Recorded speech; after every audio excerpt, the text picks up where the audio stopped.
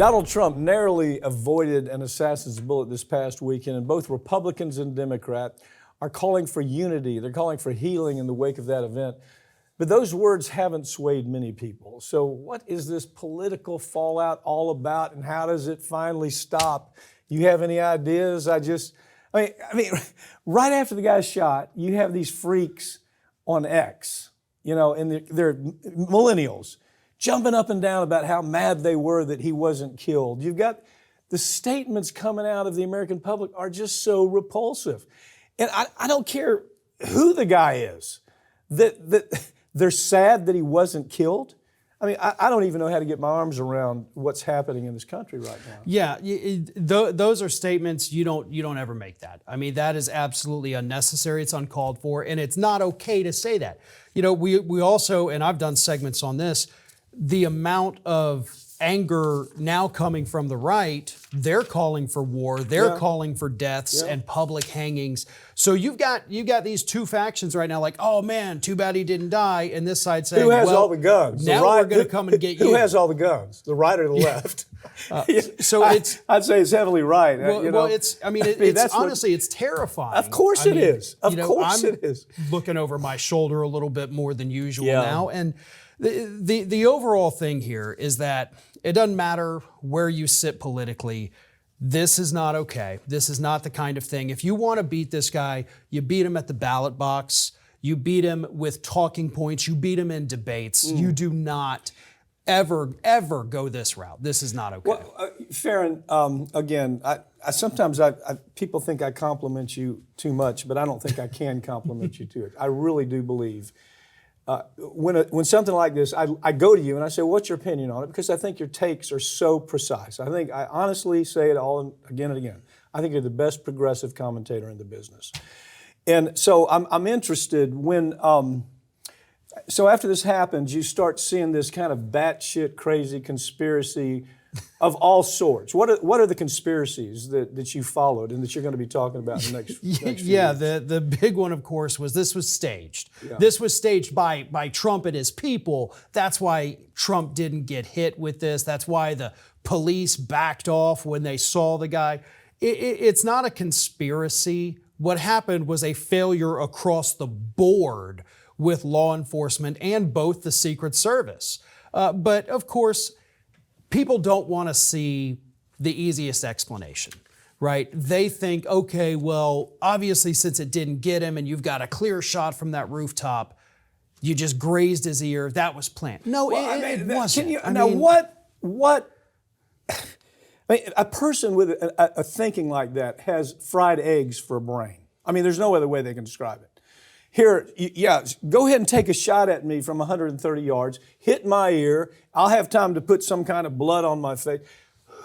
Have we really has the American public, honest to God, gotten this stupid?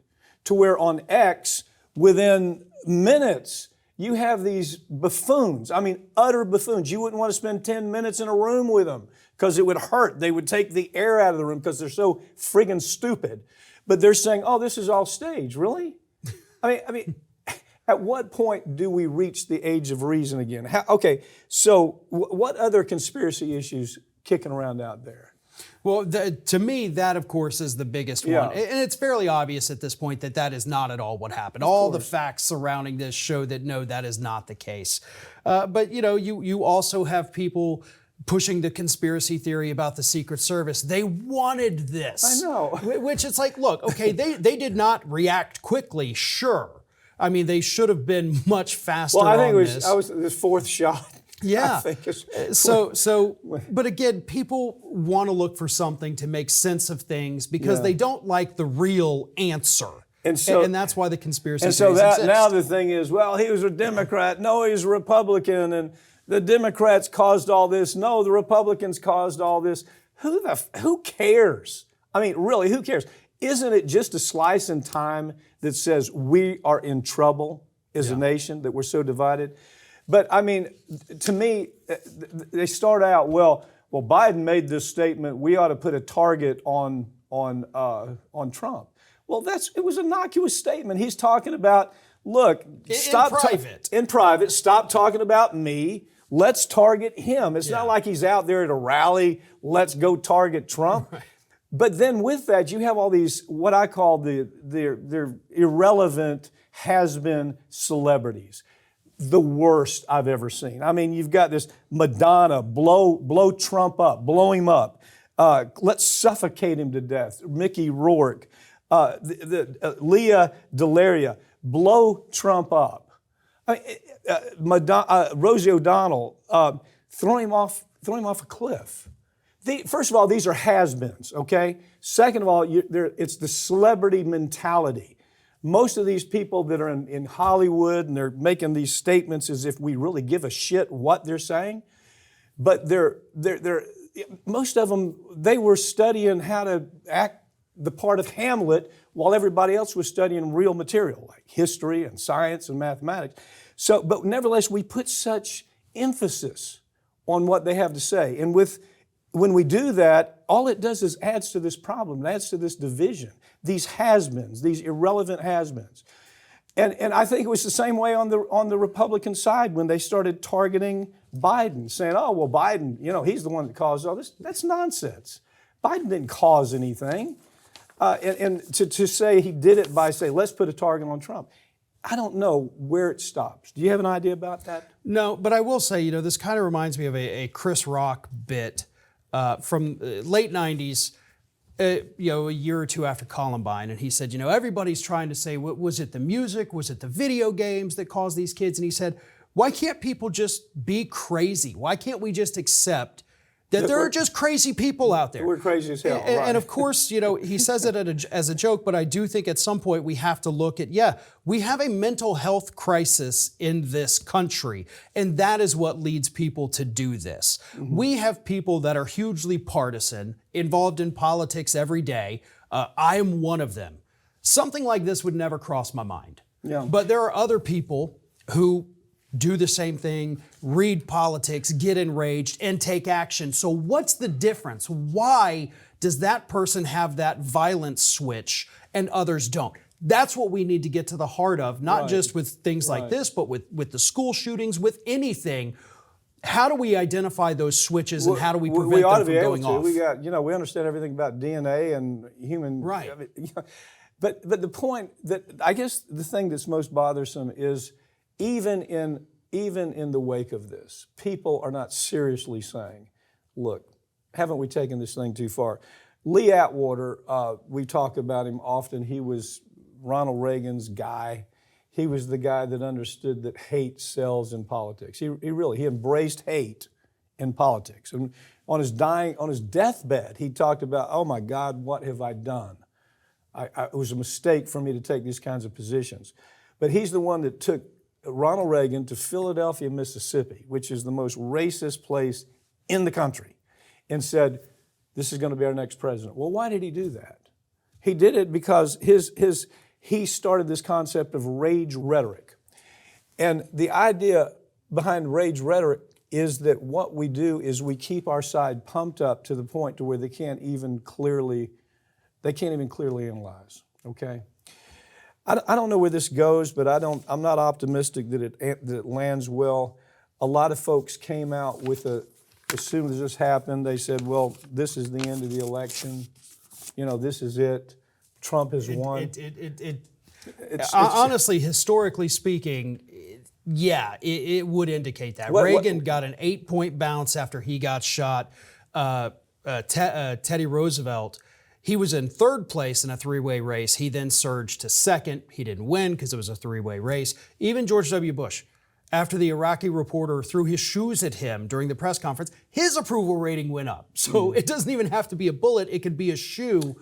But whatever. Did it grow? Did it grow for a while? Did it grow and then abate? I mean, what are we? We're 5 months out, right? Well, under 4 actually. Under 4 yeah, months. God, it's time's ticking too fast here. But so it depends. Happening right now, there's a chance he could ride it through the election. But I think he's going to overplay his hand. He always does. What would you advise him to do? Keep his mouth shut? Basically, okay, so not the day after, on Monday of this week, they already sent out the fundraising email with that image of him with the fist in the air. And Iconic the blood. image from this time. I'm telling you, it's but gone. they're going to overplay it. And eventually the public's going to say, well, Numb to it. You got hit in the ear. I mean, another guy is dead, left a widow, left kids, and you're not even acknowledging the man who is dead, and you're whining about you got a cut on your ear. You're going to see some people chill out on it. You're going to see the MAGA folks, they will not. This is with them forever. Interesting. In other words, they're gonna overkill it till people become numb. Yeah. I think is what I heard you say.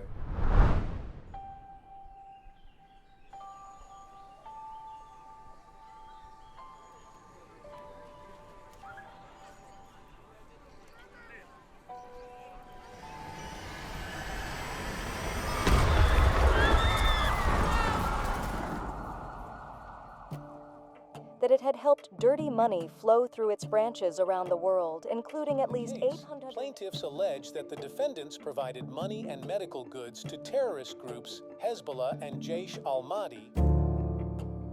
This is a well-organized business for these individuals that carry out these attacks.